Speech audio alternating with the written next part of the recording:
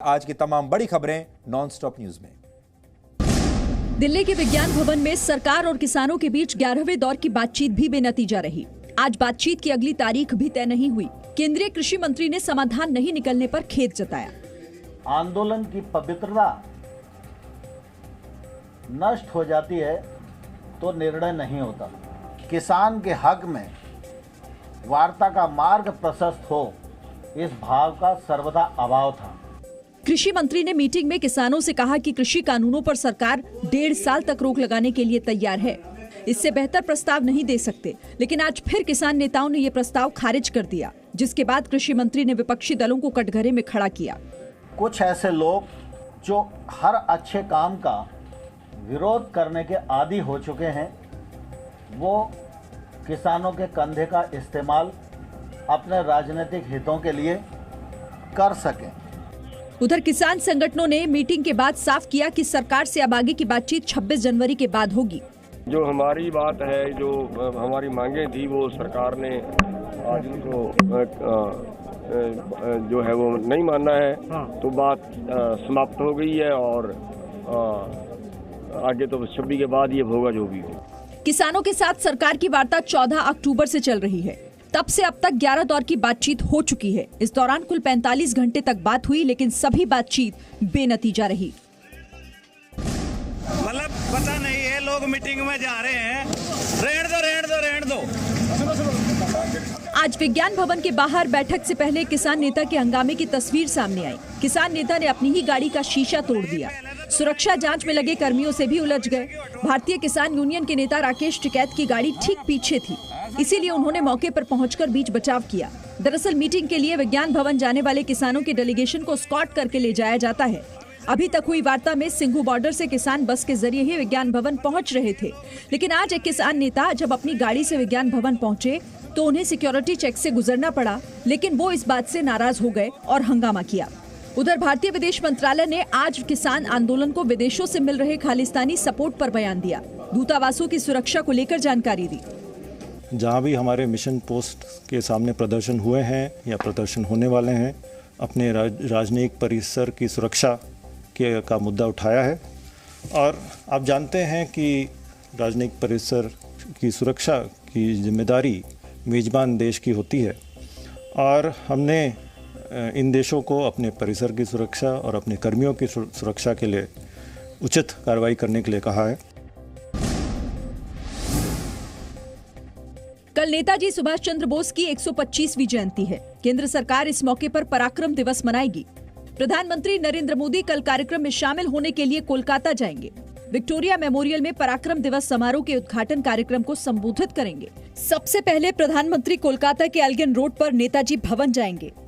प्रधानमंत्री ने ट्वीट करके जानकारी दी। नेताजी सुभाष चंद्र बोस की जयंती को देश पराक्रम दिवस के रूप में मनाएगा। देश में अलग अलग कार्यक्रम आयोजित किए जाएंगे।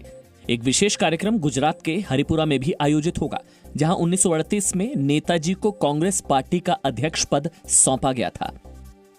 प्रधानमंत्री मोदी शनिवार को नेताजी की याद में एक स्मारक सिक्का और डाक टिकट भी जारी करेंगे। आजाद हिंद फौज से जुड़े सेनानियों को सम्मानित भी करेंगे। कल कोलकाता से पहले प्रधानमंत्री मोदी असम जाएंगे, जहां वो 1 लाख से ज्यादा भूमिहीन लोगों को जमीनों का मालिकाना हक सौंपेंगे। प्रधानमंत्री नरेंद्र मोदी ने आज वाराणसी में कोरोना वैक्सीन लगवाने वाले स्वास्थ्य कर्मियों से बात की। वीडियो कॉन्फ्रेंसिंग के जरिए बातचीत में प्रधानमंत्री ने कहा कि देश ने खुद अपनी 2 स्वदेशी वैक्सीन बनाई है। वैज्ञानिकों पर भरोसे की वजह से ही ये संभव हो पाया है। उन्होंने ये भी कहा कि मेड इन इंडिया वैक्सीन दुनिया के कई देशों में भेजी जा रही है। आज देश में ऐसा माहौल है, ऐसी इच्छा शक्ति है कि देश खुद अपनी वैक्सीन बना रहा है। प्रधानमंत्री नरेंद्र मोदी ने असम की तेजपुर यूनिवर्सिटी के छात्रों से भी वीडियो कॉन्फ्रेंसिंग के जरिए बातचीत की। प्रधानमंत्री नरेंद्र मोदी ने कहा कि कोरोना काल में कड़े फैसलों की वजह से आज देश आत्मनिर्भर बन रहा है। तृणमूल कांग्रेस को आज एक और झटका लगा। पश्चिम बंगाल के वन मंत्री राजीव बनर्जी ने राज्यपाल जगदीप धनखड़ को अपना इस्तीफा सौंपा, जिसे स्वीकार कर लिया गया। राजीव बनर्जी ने काम करने का मौका देने के लिए ममता बनर्जी को धन्यवाद कहा। आघात এই ক্ষত একটা আমার মনে এমন একটা দাগ ফেলেছে, যার কারণ আমি আজকে এই কঠিন সিদ্ধান্ত হয়তো আমারও খুব খারাপ লাগছে, অস্বীকার করছি না। আমি নিজে অত্যন্ত ভগ্ন হৃদয় যে এইরকম একটা সিদ্ধান্ত আমায় নিতে হয়েছে, কিন্তু আমি আবার বলবো আমি চিরকৃতজ্ঞ আমার মাননীয় মুখ্যমন্ত্রী, আমার দলনেত্রী মমতা বন্দ্যোপাধ্যায়ের প্রতি। আমার সতীর্থরা আমাকে যথেষ্ট সাহায্য করেছেন। इधर टीएमसी ने अपनी बागी विधायक वैशाली डालमिया को पार्टी से निकाल दिया। टीएमसी की अनुशासन समिति की अनुशंसा पर यह कार्रवाई की गई।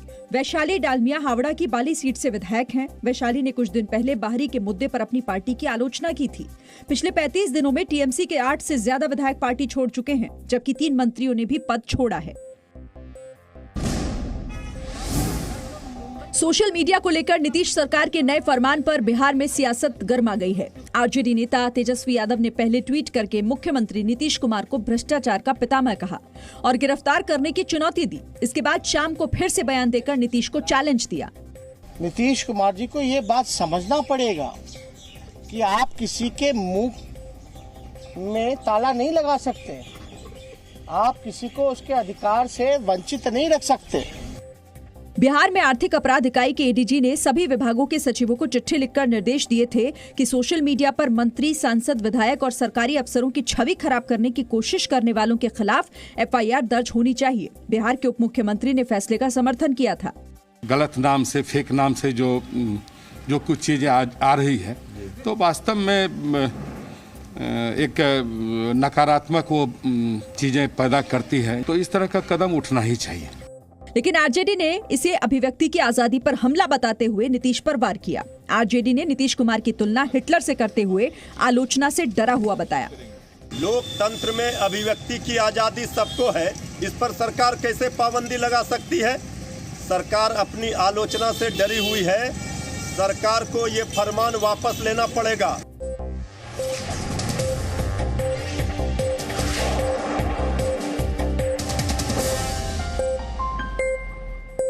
Presenting B News app, available on Google Play and App Store. Download it now.